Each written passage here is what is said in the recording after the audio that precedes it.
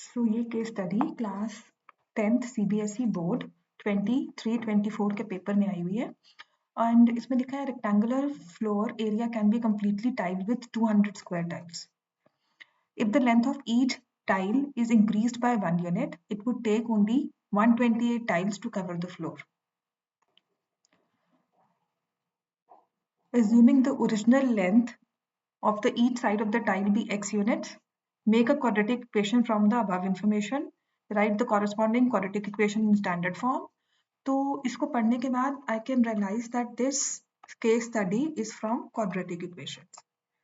ठीक है, तो हमें दिया हुआ है a rectangular floor covered with square tiles. Square tiles में उसने देखो फर्स्ट क्वेश्चन को अगर आप रीड करते हो तो उसने लिखा है assuming the original length of tile be x units.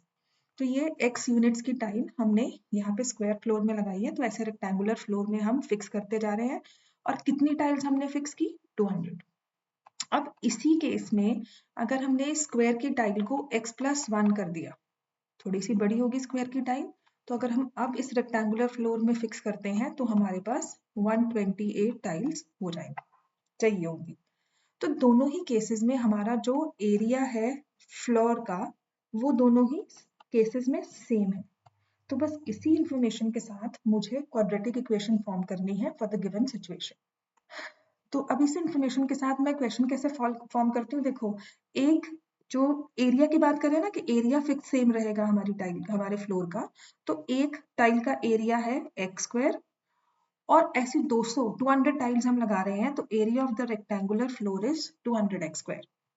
दूसरे केस में area of the tile is x+1 का होल स्क्वायर और हम लगा रहे हैं 128 टाइल्स.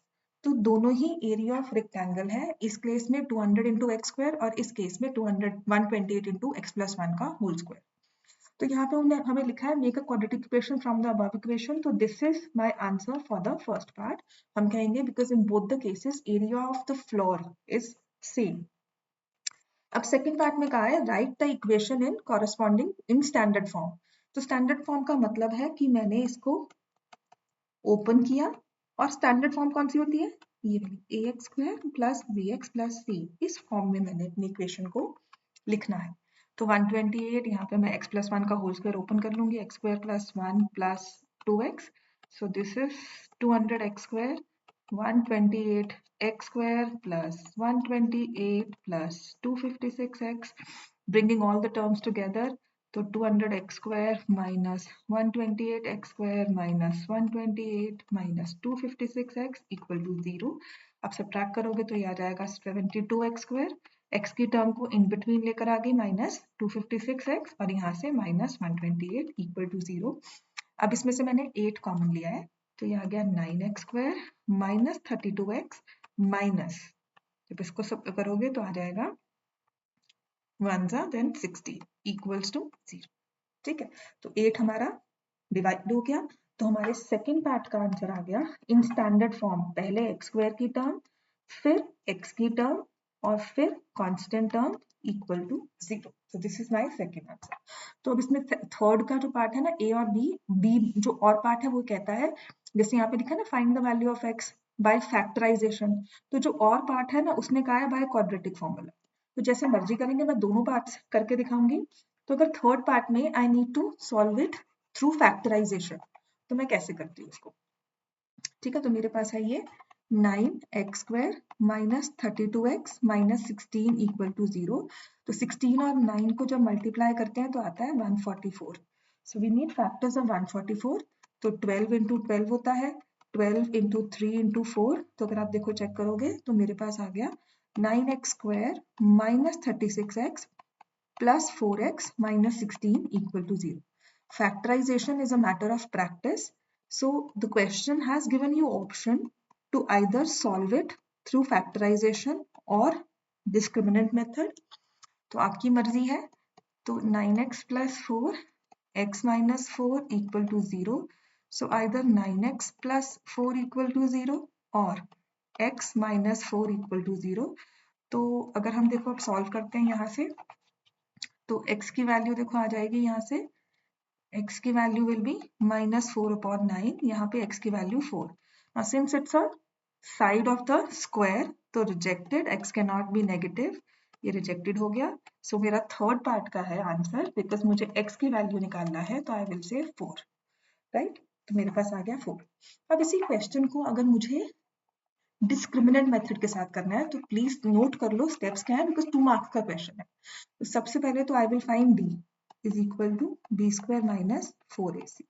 तो देखो यहाँ से -32 का होल स्क्वायर -4 इंटू 9 इंटू -60, ठीक है।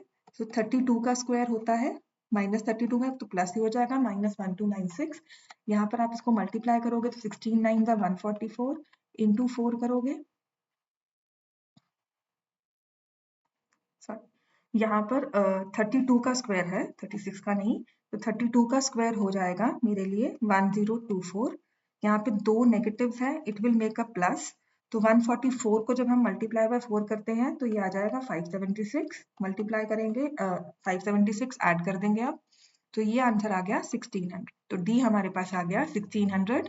Roots are real and distinct, तो x की वैल्यू के लिए हम फॉर्मूला लिख देंगे -b plus minus square root of d upon 2a।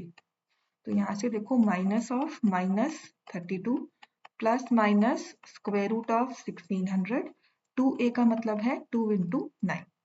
तो यहाँ से जब आप इसको सॉल्व करते हो तो मेरे पास x की वैल्यू आ जाती है 32 प्लस माइनस, मैं इसको स्क्वायर रूट लिख देती हूँ, दिस इज 40 अपॉन देन 9 2 ज़ा 18। तो एक बार 32 में से -40 करना है और एक बार 32 में +40 करना है। तो देखो -40 करते हो तो क्या आ जाएगा -8/18, फिर से वही चीज रिजेक्टेड, और यहाँ से आ जाएगा 72/18 विच इज 4। तो हमारे पास x की और पार्ट में भी x की वैल्यू क्या आ गई 4। So I would prefer using factorization method, क्योंकि रूट्स इजीली बन भी जाते हैं।